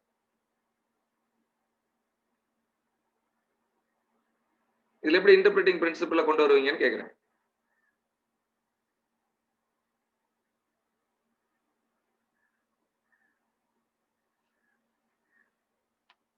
கஷ்டம். நான் எனக்கு இந்த கேள்வியை கேட்டேன்னா நீங்க புரிஞ்சுக்கிட்டீங்களா அப்படிங்கிறது தெரிஞ்சுக்கிறதுக்கு தான். சரிங்களா? தப்பாலாம் நினைச்சுக்காதீங்க. எந்த அளவுக்கு நீங்க புரிஞ்சிருக்கிறீங்க? ஓகே, ஹிஸ்டரியே பார்க்கலாம். Okay, that's fine. ஹிஸ்டரியை பார்க்கலாம். இன்டர்பிரேட்டிங் பிரின்சிபல்ஸ்ல ஒன்னு ஹிஸ்டாரிசிசம் வியூ இருக்குது பாருங்க. இதை கவனிங்க. இது ரொம்ப அழகா ஒரு ஆர்டரா இருக்குது. ஆர்டரா இருக்குது. முதல்ல படிக்க வேண்டியது, தெரிஞ்சுக்க வேண்டியது, இது 4th பீஸ்ட்ல இருந்து தான் வரணும். சோ இது 4th பீஸ்ட், அதுக்குள்ள இருந்து தான் வரணும். நம்பர் 1. நம்பர் 2, இது 10 கொம்பு அதுக்கு இடையில இருந்து வரணும். சோ 10 கொம்பு எங்க இருக்குதோ அங்கு அதுக்குள்ள இருந்து தான் இது வரணும். ஓகே, நம்பர் 3, 10 கொம்புக்கு பின்னாடி தான் வரணும். புரிஞ்சுக்க முடியுதுங்களா? 10 கொம்புக்கு பின்னாடி தான் வரணும். அதுக்கு முன்னாடி வந்தா சின்ன கொம்பு கிடையாது. அது அந்த சின்ன கொம்பு கிடையாது. ஓகே, 10 கொம்புக்கு முன்னாடி இருக்கக்கூடாது. ஓகே, இது வரும்போது 3 கொம்பை என்ன செய்யணும்னா பிடுங்கி போடணும். ஓகே, நான் ஏன் இதை நான் கேட்டேன் அப்படின்னு சொன்னா, இதை நீங்க பாருங்க, ஒரு ஆர்டரா இருக்கு. ஒரு ஆர்டரா இருக்கு, நமக்கு புரிஞ்சிக்க முடியுது. இதுக்கு அப்புறம் நடந்தாதான் இது சின்ன கொம்பு. ஓகே, ஆனா கேத்தலிக்ஸ், அதாவது அல்கசார் என்பவர் என்ன சொல்லியிருக்கிறாங்க, கடந்த காலத்திலே வந்துட்டாரு. இந்த சின்ன கொம்பு அப்படின்னு சொல்லிட்டு ஒரு நபரை சுட்டி காண்பிக்கிறார். அவர் யார் அப்படின்னா ஆன்டியோகஸ் எபிஃபனஸ். ஓகே, நீங்க இதுல நான் உங்களுக்கு சொல்லியிருக்கேன்னு எனக்கு தெரியல, நோட்ஸ்ல இருக்கிறாரு, நீங்க எழுதிக்கோங்க. ஆன்டியோகஸ் எபிஃபனஸ் இவர் கிமு 163 அந்த வருஷங்கள்ல வாழ்ந்தவர். நம்பர் 1, இவர் யாருன்னு நம்ம தெரிஞ்சுக்கணும். Is not a Roman king. அவன் ஒரு ரோம ராஜா இல்லைங்க.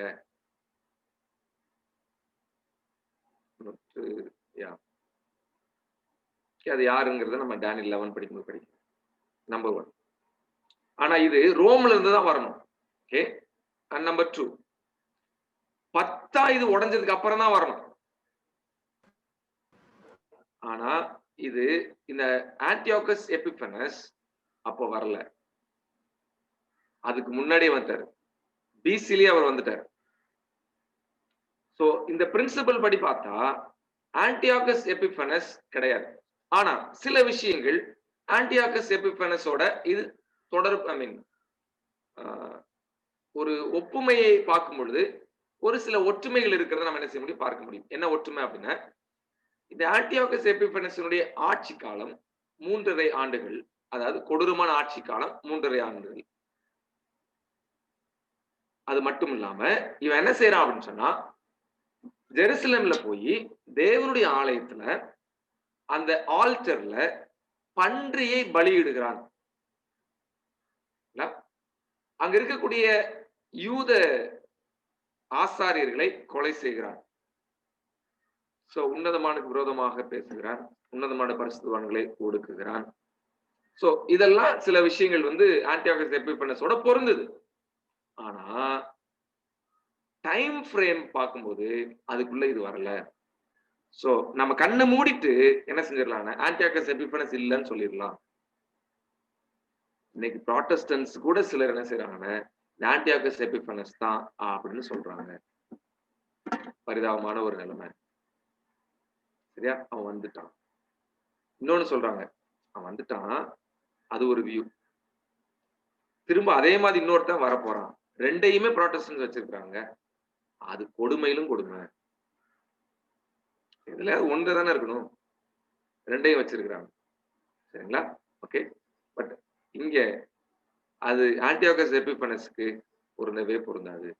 ஏன்னா இவன் எழும்பும் போது 10 கொம்பு இருந்திருக்கணும், ஆனா 10 கொம்பு இல்லை. சரி, இவன் எழும்பும் போது 3 கொம்பு பிடிங்கி இருக்கணும், அந்த ரெஃபரன்ஸும் கிடையாது, அந்த எவிடன்ஸும் இல்லை. சோ இவன் கண்டிப்பா ஆன்டியோகஸ் எபிஃபனஸ் இல்ல. இந்த சின்ன கொம்பு தோன்றணும் அப்படின்னா இது 10 உடையணும். எப்போ உடைஞ்சு? 476. சரி, 10க்கு அப்புறம் இந்த சின்ன கொம்பு தோன்றதுக்கு முன்னாடி 3 அழிக்கப்படணும். எப்ப அழிக்கப்பட்டுச்சு? The last year was 538. கடைசி 538வது வருஷத்துல ஆஸ்டகாட்ஸ் அழிக்கப்பட்டது. சரிங்களா? அதோடு கூட இந்த சின்ன கொம்பு தன்னுடைய த்ரோன்ல உட்கார்ந்துச்சு. இது செஞ்சது யாரு? இது செஞ்சது யாரு அப்படின்னு பார்த்தோம்னா அதுதான் பேப்பர்சி. ஓகே, இது ஓரளவு நம்ம என்ன செஞ்சோம், இது வரைக்கும் முடிச்சிட்டோம் அப்படின்னா. ஆமா, இது தோன்றும் போது சின்னதா இருந்துச்சு. இதை குறிச்சு அதிகமா ரொம்ப பேர் என்ன செய்யலன்னா பயப்படல. ஆனா போக போக பாருங்க இது எந்த அளவுக்கு வந்துச்சுன்னா, ராஜாக்கள் அதுக்கு சப்போர்ட் பண்ணாங்க. கடைசியில ஏன்டா இவனுக்கு சப்போர்ட் பண்ணுன்ற நிலைமைக்கு வந்துச்சு.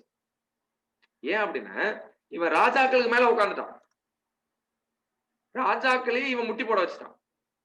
அந்த அளவுக்கு இது வலிமை உடையதாக என்ன செய்ய ஆரம்பிச்சிச்சு, இந்த பேப்பர்சி வளர துவங்கிட்டு. சோ 7 பாயிண்ட், கிட்டத்தட்ட 7 பாயிண்ட் நம்ம என்ன செஞ்சோம், முடிச்சிட்டோம். ஓகே, 3 பாயிண்ட் தான் மிதம், 3 பாயிண்ட் தான். நம்பர் 1 இந்த 3ல, அதாவது 8வது பாயிண்ட்,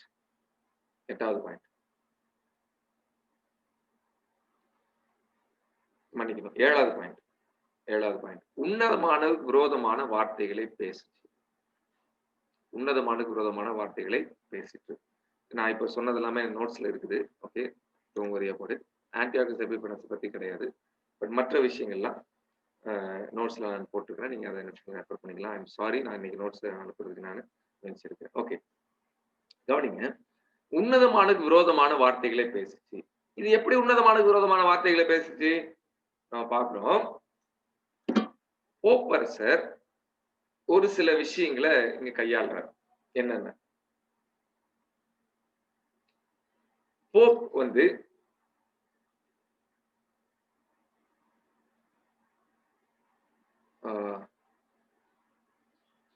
எப்படி அழைக்கப்படுகிறார்? ஹோலி ஃபாதர் அப்படின்னு அழைக்கிறார், பரிசுத்த பிதா. God, another God on the earth, பூமியில் இருக்கக்கூடிய இன்னொரு கடவுள் என்று அழைக்கப்படுகிறார். He is vicar of Christ, அவருடைய டைட்டில். அவர் கிறிஸ்துவுக்கு பதிலாளி என்று அழைக்கப்படுகிறார். He is the priest and the king, அவர் ராஜா, அரசனும் அவர்தான், ஆசாரியனும் அவர்தான். He is infallible, தவறாமை உடையவர், அவர் தவறே செய்ய மாட்டார். இன்னைக்கு வரைக்கும் அது இருக்கு. He forgives sins, அவர் பாவங்களை மன்னிக்கிறவர். Okay. And he has authority to send one to the hell or to the heaven. ஒருவனை பரலோகத்திற்கோ நரகத்திற்கோ அனுப்பக்கூடிய அதிகாரம் அவருக்கு இருக்கிறது என்று சொல்லப்படும். பாருங்களேன், ஆத்துமாவை நரகத்திலே அழிக்கிறவருக்கே பயப்படுங்கள். யாருங்க நரகத்துல ஆத்மாவை அழிக்கிறதுக்கு வல்லமை உடையவர்? யாரு? தேவன் தான். ஆனா இங்க ஒருத்தன் சொல்றான், எனக்கு அந்த வல்லமை இருக்குது, உன்னை நரகத்துல அழிக்கிறதுக்கு எனக்கு வல்லமை இருக்குது, உனக்கு பரலோகத்துல போய் உன்னை வைக்கிறதுக்கும் எனக்கு அதிகாரம் இருக்கிறது என்று சொல்லுவார். So these all are against the most high. உன்னதமானவருக்கு விரோதமான வார்த்தைகளை இது என்ன செய்தது? பேசிட்டு. இது இப்படி பேசும். என்னென்னலாம் பேசும் நம்ம வரலாம்.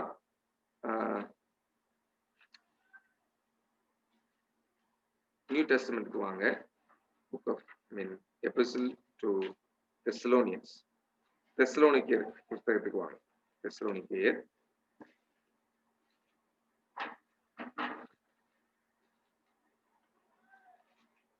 ரெண்டு தெசலோனிக்கேயர். ஓகே, ரெண்டு தெசலோனிக்கேயர், செகண்ட் தெசலோனியன்ஸ் சாப்டர் 2, 2ஆம் அதிகாரம் 3வது வசனத்துல இருந்து வாசிங்களா. 3வது வசனம்.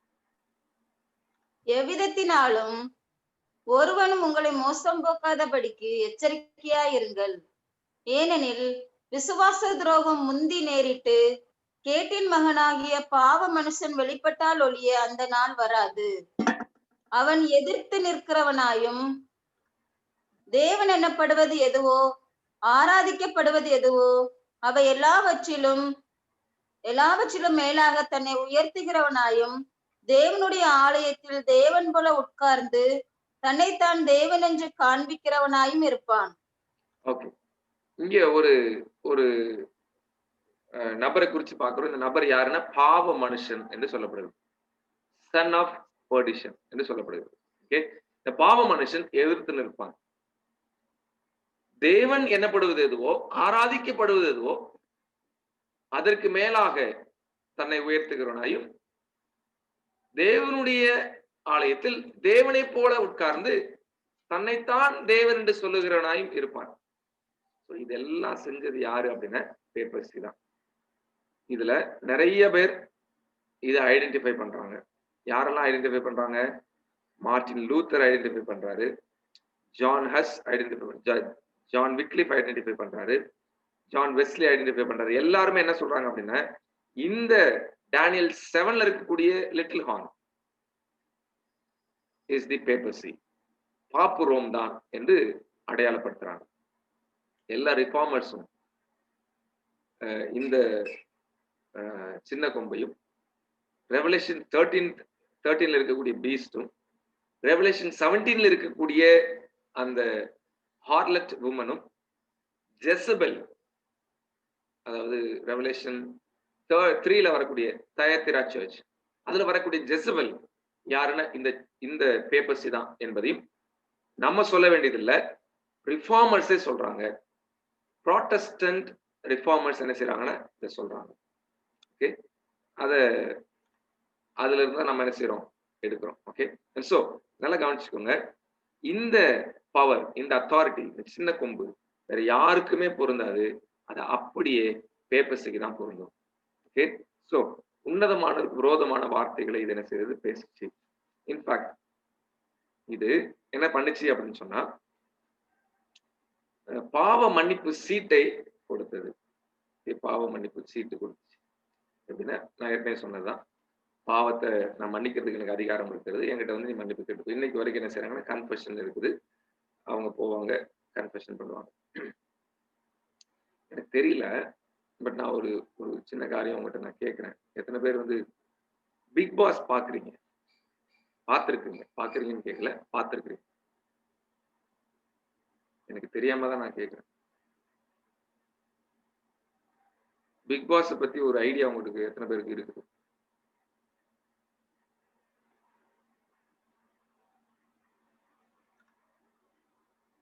ஓகே, ஓகே, வேற யாராவது? இல்ல, இது நான் உங்களை யாரையும் தப்பா மார்க் பண்றதுக்காக கேட்கல.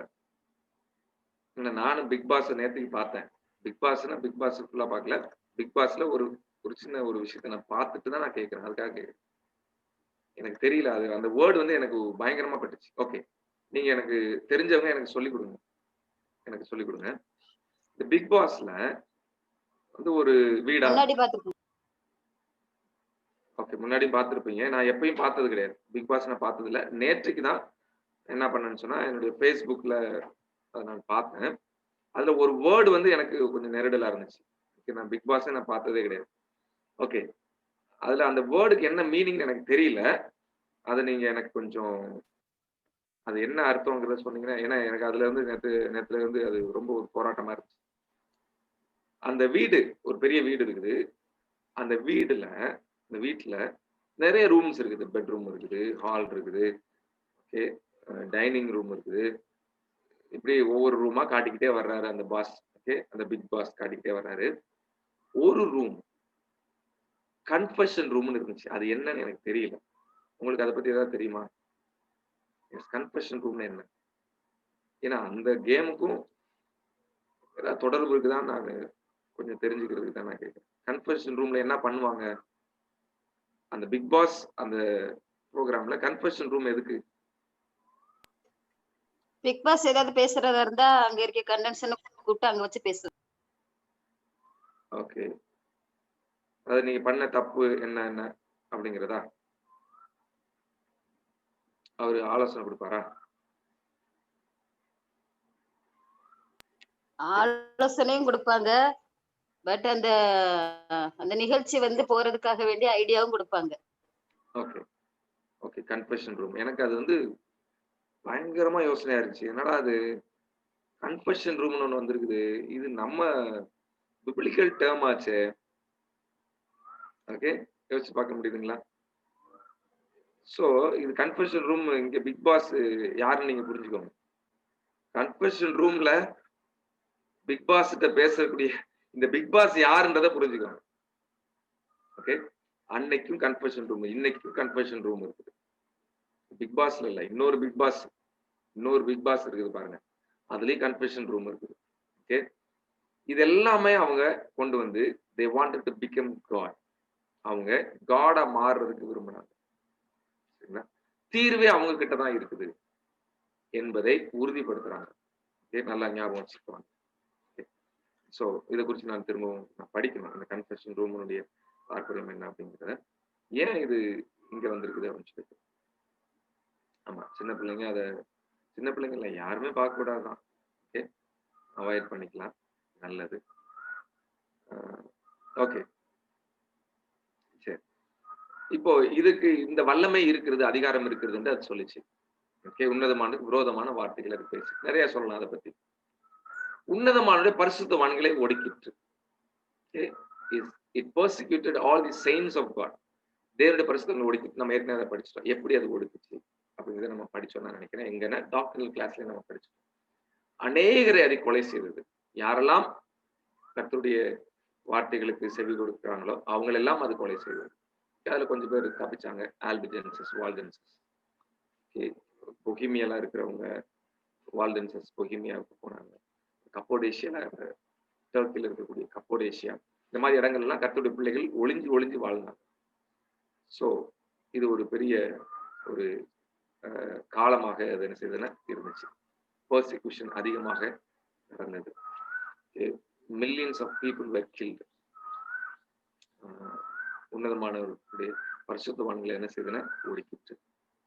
அடுத்ததாக 9வது, காலங்களையும் பிரமாணங்களையும் மாற்ற நினைத்தது. காலங்களை எப்படி மாற்றுறதுன்னு நம்ம பார்க்கலாம். காலம் நம்ம ஏற்கனவே படிச்சோம்.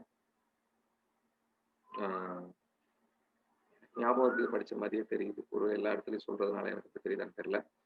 காலங்களை மாற்றினது. ஒரு நாளுடைய பிகினிங் வந்து 12 o'clock அப்படின்னு வைக்கப்பட்டது. ஒரு மாதத்தினுடைய நாட்கள் வந்து மாற்றப்பட்டது. 30 நாள் பைபிள் சொல்லும்போது இவங்க 31, 28, 29, 30 அப்படின்னு வைக்க ஆரம்பிச்சாங்க. ஓகே. அப்புறமா ஒரு வருஷம் வந்து ஜான்வரி அப்படின்றத வைக்க ஆரம்பிச்சாங்க. இதெல்லாம் பெரிய விஷயம்லாம் கிடையாதுங்க. இது வந்து இதுல நம்ம மண்டையை உடைக்கவே வேண்டாம். ஆனா இன்னொரு 2 விஷயத்தை அது செய்யுது காலத்துல. ஒன்று, சாபத்துடைய டைம் எடுத்து கொண்டு போய் சண்டே வச்சது. சண்டே வைத்தது. இதை மார்க் பண்ணிக்கோ. ஓகே. சாபத்தினுடைய டைமை மாற்றுச்சு. ஓகே. நம்பர் 1. ரெண்டாவது டேஞ்சரஸான விஷயம், ப்ராஃபிட்டிக்கல் டைமை மாத்துச்சு. எப்படி மாத்துச்சு? என்ன படிச்சோம்? இந்த ஆன்டி கிரைஸ்ட் சின்ன கொம்புடைய டைம் பீரியடை கொண்டு போய் ஒன்னு பாஸ்ட்ல வச்சுச்சு, அப்புறம் இன்னொன்னு ஃபியூச்சர்ல வச்சுச்சு. ஸோ ப்ராஃபிட்டிக்கல் டைமே மாத்துச்சு. இதை மாத்துவதற்கு நமக்கு எந்த அதிகாரமும் கிடையாது. ஆனா இதை பண்ணுனது அல்கசார் அண்ட் கிறிஸ்டோபர் பிரான்சிஸ்கோ ரிபேரா. இவங்க எல்லாருமே, இவங்க 2 பேருமே Roman Catholic priest. Okay. So காலத்தையும் பிரமாணத்தையும் மாற்றுச்சு. பிரமாணத்தை எப்படி மாற்றுச்சு அப்படின்னு நமக்கு தெரியும். ஓகே. செகண்ட் கமாண்ட்மெண்ட்டை அதை எடுத்துருச்சு. 4th கமாண்ட்மெண்ட்டை பாருங்களேன், அடிஷன், டெலிஷன், டிவிஷன் எல்லாமே பண்ணிருச்சு அது. ஓகே. ஒரு விஷயத்தை ஆட் பண்ணுது. இதுல 10th 10ல ஒன்னு ஆட் பண்ணுது, 10 டிவைட் பண்ணுது, 2 1 டெலீட் பண்ணுது. ஓகே. 4th கமாண்ட்மெண்ட் என்ன பண்ணிச்சு அப்படின்னு சொன்னா வேர்ட்ஸ் சேஞ்ச் பண்ணிடுச்சு. என்ன சேஞ்ச் பண்ணுது? Remember the sabbath day to keep it holy என்பதை அது மாற்றி அமைத்து remember the holy days. Okay. Holy days அது வந்து எந்த நாளாலும் இருக்கலாம். அவங்களுடைய திருநாட்கள், அவங்களுடைய திருவிழாக்கள், இதெல்லாம் அது என்ன பண்ணிச்சுன்னு சொன்னா மாற்றி அமைத்தது. அது சாட்டர்டேல இருந்து சண்டேக்கு அதை என்ன செய்தது கொண்டு போனது. இந்த எவிடன்சஸ் எல்லாம் நமக்கு தெரியும். ஸோ அதுக்குள்ள நான் நிறைய போக விரும்பல. ஓகே. ஏன்னா அதுக்குள்ள போனேன்னா எனக்கு நிறைய பீரியட் வரும். ஓகே.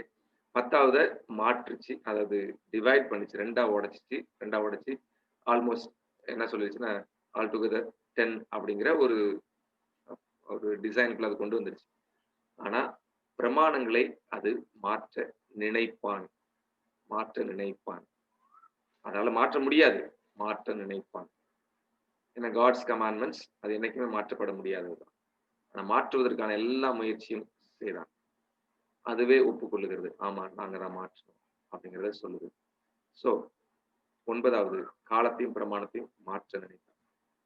10வது அதனுடைய டைம் 538 இருந்து 1798 வரையிலும். 538 இருந்து 1798 வரையிலும். இப்போ நான் ஏற்கனவே சொல்லிட்டேன் இந்த பிரின்சிபிள்ஸ் எப்படி பார்க்கணும், இந்த இயர் டே பிரின்சிபிள் எப்படி இங்க அப்ளை பண்ணணும் அப்படின்னு சொன்னேன். நீங்க அப்ளை பண்ணி எனக்கு சொல்லிருங்க, நம்ம முடிச்சிடலாம். அவ்வளவுதான். I'm ending it. இந்த இடத்துல நீங்க இயர் டே பிரின்சிபிள் எப்படி அப்ளை பண்ணுவீங்க? ஒரு டைம் பீரியட் கொடுத்துருக்காருல, time, times and half time, இது எப்படி அப்ளை பண்ணுவீங்க? சீக்கிரம் சொன்னீங்கன்னா சீக்கிரம் முடிச்சிடலாம். முதல்ல வருஷ கணக்க சொல்றாரு. ஸோ வருஷத்துல எத்தனை டேஸ் இருக்குதுன்னு நம்ம கணக்கு. ஸோ டேஸா மாத்திரம் எத்தனை டேஸ் இருக்குது அதுல 3.5 years காட் சொல்றாரு. அப்படின்னா அதுல எத்தனை டேஸ் இருக்குது? 300. ஒரு வருஷத்துல 360 டேஸ், 2 வருஷத்துல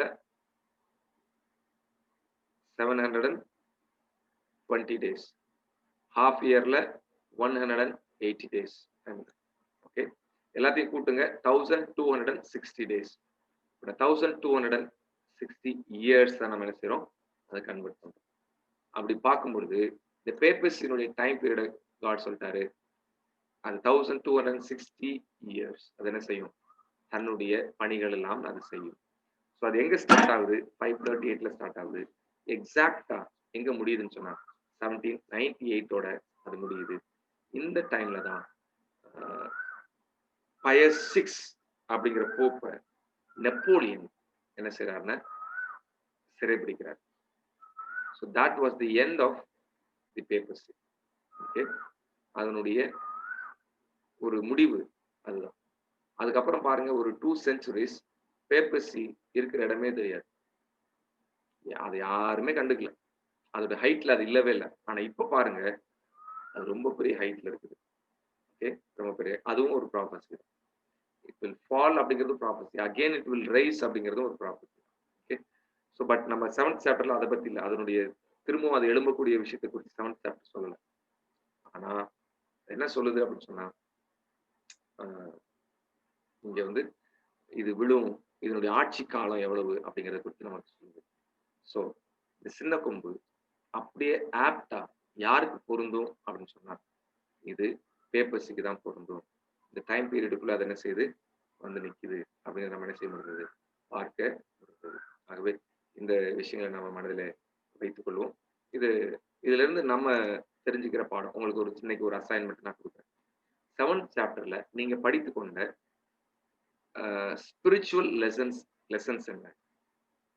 ப்ராப்பர்ட்டிக்கல் லெசன்ஸ் நான் கேட்கல, ஸ்பிரிச்சுவல் லெசன்ஸ் என்ன, இதை நீங்க லிஸ்ட் டவுன் பண்ணுங்க. என்னுடைய நம்பருக்கு நீங்க வாட்ஸ்அப் பண்ணுங்க. என்னுடைய number, personal number, because you cannot post it இந்த குரூப்ல நீங்க போஸ்ட் பண்ண முடியாது, அட்மின் மட்டும் தான் பண்ண முடியும். அதனால என்னுடைய பர்சனல் நம்பருக்கு நீங்க வாட்ஸ்அப் பண்ணுங்க. ஓகே, 9994201172 இதுதான் என்னுடைய நம்பர், வாட்ஸ்அப் நம்பர். இந்த நம்பருக்கு நீங்க என்ன செய்யுங்கன்னா அனுப்பிவிடுங்க யோர் அசைன்மெண்ட். என்ன ஸ்பிரிச்சுவல் லெசனை நீங்க சாப்டர் 7ல படிச்சிருக்கீங்க, ஓகே, அதை நீங்க எழுதி அனுப்புங்க. ஓகே, நாளைக்கு சாங் சர்வீஸ் மர்சி மின்சி எடுத்துக்க முடியுமா?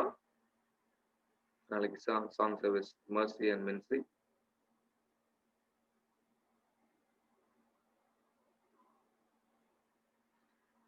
எங்களை நேசிக்கிற எங்கள் நல்ல ஆண்டவரே, இந்த நல்ல காலை வேலைக்காக உங்களுக்கு நன்றி. கர்த்தர் எங்களுக்கு தீர்க்க தரிசனத்தின் வெளிப்பாட்டை கொடுத்திருக்கிறீர், புரிந்து கொள்ள உதவி செய்திருக்கிறீங்கப்பா. இந்த நீதிகளை எல்லாம் நாங்கள் வைத்து நாங்கள் படித்தோம். அது எங்களுக்கு மிகவும் பிரயோஜனமாக இருந்தது. தேவன் தாமே எங்களுக்கு இன்னும் அதிக தெளிவை ஆண்டவர் எங்களுக்கு கொடுத்து நடத்த நாங்கள் சொல்லிக்கிறோம். இன்னைக்கு கலந்து கொண்ட ஒவ்வொரு பிள்ளைகளும் கர்த்தர் ஆசீர்வதித்து அனுப்பும். அவருடைய போக்குவரத்தையும் படிப்பையும் வேலைகளையும் குடும்பத்தின் காரியங்களிலும் பெற்றோர்களுக்கு ஆற்ற வேண்டிய தொண்டுகளிலும் கர்த்தருடைய கிருபை அவர்களோடு கூட இருந்து நடத்தும்படியா ஜெபிக்கிறோம். மீண்டும் நாளை சந்திக்கிற வரையிலும் எங்களை பாதுகாத்துக் கொள்ளும். அநேக பிள்ளைகளுக்கு இந்த சிறிய கூடுகையானது இந்த சிறிய குழுவானது எல்லாருக்கும் கற்றுக்கொண்டவைகளை சொல்லிக் கொடுக்க கர்த்தர் கிருபை செய்யும்படியா இயேசு கிறிஸ்துவின் வழியா ஜெபிக்கிறோம். ஜெபம் கேளும் ஜீவனுள்ள நல்ல பிதாவே. ஆமென்.